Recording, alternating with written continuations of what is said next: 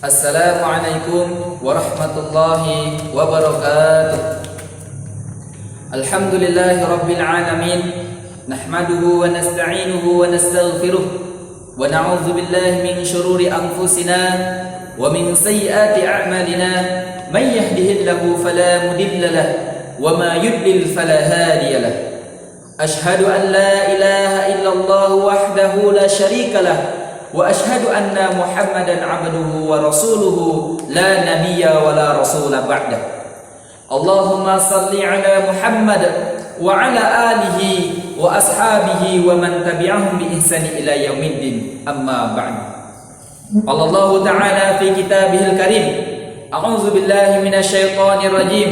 Ya ayyuhalladzina amanu taqullaha haqqa tuqatih wa la tamutunna illa wa antum muslimun. Hadirin jamaah Jumat yang terhormat, marilah kita senantiasa berintrospeksi diri.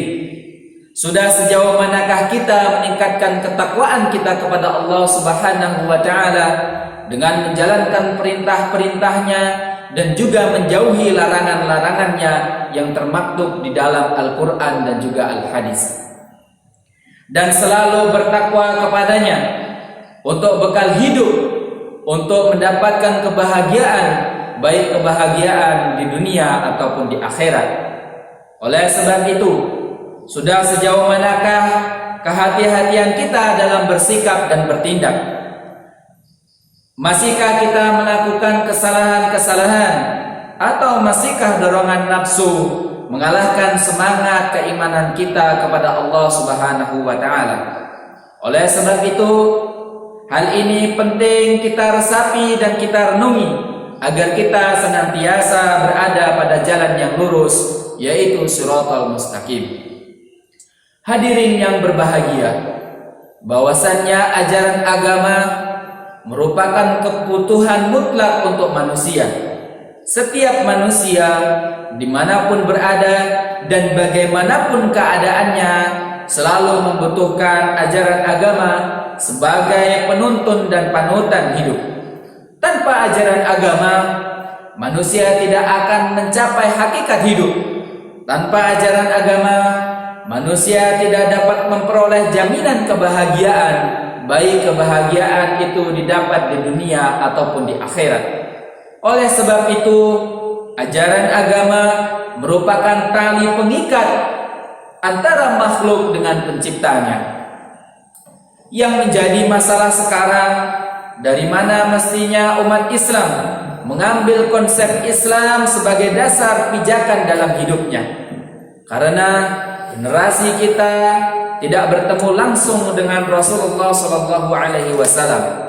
Sudah jelas bahwa konsep dasar agama Islam termaktub di dalam Al-Quran dan Al-Hadis.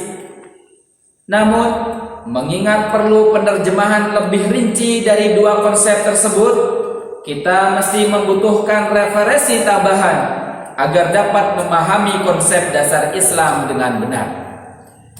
Tema ini sengaja saya ketengahkan dalam kesempatan khutbah yang singkat ini karena kita hidup di zaman yang sangat sulit dalam menentukan pilihan kepada konsep Islam yang murni.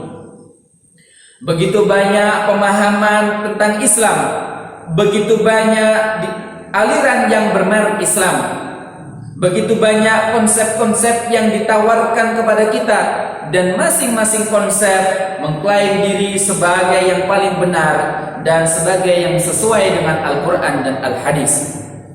Hadirin yang dikasihi Allah Subhanahu wa taala, Rasulullah sallallahu alaihi wasallam sebagai pemegang amanat Islam yang pertama telah mengajarkan konsep Islam kepada para sahabat beliau. Dan setelah beliau wafat, regenerasi dimulai. Maka para sahabat beliau inilah yang paling mengerti tentang Islam, karena mereka generasi yang menerima langsung ajaran Islam dari sumber utamanya, yaitu Nabi Muhammad sallallahu alaihi wasallam. Setelah generasi sahabat, muncul generasi pengikut setia mereka yang dikenal dengan istilah tabi'in. selanjutnya generasi tabi'it tabi'in, dan seterusnya sampai generasi kita sekarang. Namun menurut catatan sejarah bahwa generasi tabi'in muncul berbagai aliran Islam yang dilatar belakangi oleh berbagai kepentingan.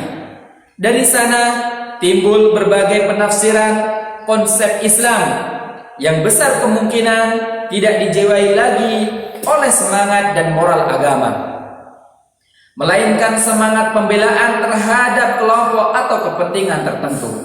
Dan berbagai aliran tersebut secara turun-temurun diwarisi oleh kelompok pendukungnya. Dari kondisi seperti itu, generasi yang lahir jauh di belakang, termasuk generasi kita sekarang, menjadi generasi yang mau tidak mau harus selektif dan ekstra hati-hati dalam mengambil konsep yang ditawarkan, agar dapat mengamalkan ajaran Islam yang murni dan sesuai dengan konsep dasar ajaran Islam itu. Lebih-lebih pada akhir-akhir ini muncul aliran-aliran baru yang dibawa oleh kelompok-kelompok tertentu. Jika dicermati secara sungguh-sungguh, didapati banyak perbedaan-perbedaan dan hal-hal yang asing bagi kita semua. Hadirin jamaah Jumat yang terhormat, maka konsep Islam manakah yang paling bisa dipertanggungjawabkan kebenarannya, dan bagaimana sebaiknya kita menyikapi berbagai aliran yang muncul di dalam umat Islam? Maka Rasulullah Sallallahu Alaihi Wasallam, meskipun beliau telah wafat 14 abad yang lalu, beliau berwasiat dan mewanti-wanti kepada kita sebagai umatnya melalui sebuah hadis di dalam kitab Riyadhus Shalihin halaman 94, yang artinya diriwayatkan dari Abi Najih Al-Irbad bin Suryah, semoga Allah Subhanahu wa taala meridhoinya. Dia berkata, Rasulullah sallallahu alaihi wasallam telah memberi kami mau'izah, yaitu sebuah nasihat yang sangat menyentuh, di mana hati menjadi gemetar dan air mata menjadi bercucuran karenanya. Maka kami berkata, wahai Rasulullah, sepertinya itu adalah nasihat orang yang berpamitan untuk meninggalkan kita. Maka berwasiatlah engkau ya Rasulullah.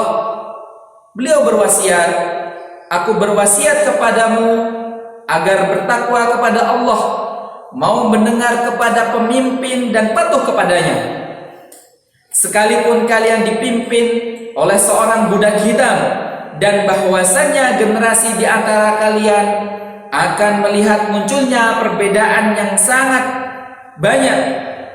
Maka berpeganglah pada sunnahku dan sunnah para khulafaur rasyidin yang telah mendapat petunjuk.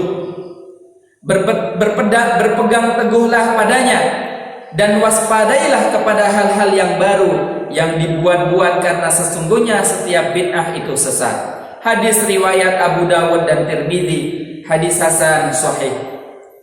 Berdasarkan hadis di atas, kita dapat menarik kesimpulan bahwa kita diperintahkan oleh Rasulullah Sallallahu Alaihi Wasallam agar memegang teguh sunnah Rasul dan sunnah Khulafaur Rasyidin. Dengan demikian, kita harus berpegang teguh pada konsep Islam yang dirumuskan oleh generasi yang setia sebagai pengikut mereka, yaitu generasi yang disebut dengan Ahlus Sunnah wal Jamaah. Generasi inilah yang telah terbukti setia dan teguh kepada ajaran Rasulullah Sallallahu Alaihi Wasallam dalam menggali dan mengamalkannya. Secara turun-temurun, ajaran Ahlus Sunnah wal Jamaah dipertahankan oleh setiap generasinya hingga sampai kepada kita sekarang. Untuk itu, marilah kita berpegang teguh pada ajaran Ahlus Sunnah wal Jamaah, karena ajaran inilah yang dipegangi oleh ulama pendahulu kita yang soleh. Kita jangan mudah terkecoh oleh aliran baru yang tidak diajarkan oleh para ulama terdahulu, meskipun secara sepintas pas dengan akal dan nalar. Mudah-mudahan kita diberi keteguhan hati dan petunjuk oleh Allah Subhanahu wa taala dalam mempertahankan konsep Ahlus Sunnah wal Jamaah ini. Amin. Barakallahu li wa lakum fil Qur'anil azim wa nafa'ani wa iyyakum bima fihi minal ayati wa dzikril hakim. Innahu huwal ghafurur rahim.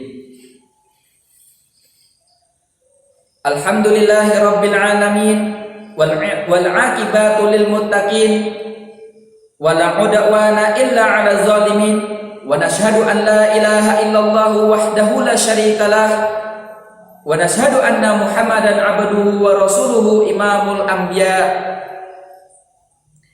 wa afdala khalqallahi ajma'in. Salawatullahi wa salamu alaihi wa ala alihi wa sahbihi wa tabi'ina lahum bi ihsani ila yaumiddin. Allahumma salli ala Muhammad wa ala ali Muhammad kama sallaita ala Ibrahim wa ala ali Ibrahim innaka Hamidum Majid. Wa barik ala Muhammad wa ala ali Muhammad kama barakta ala Ibrahim wa ala ali Ibrahim innaka Hamidum Majid.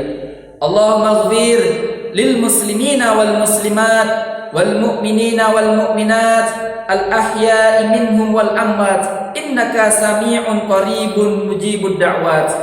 Allahumma arinal haqqa haqqan warzuqna tiba'ah wa arinal batila batilah warzuqna jinaba.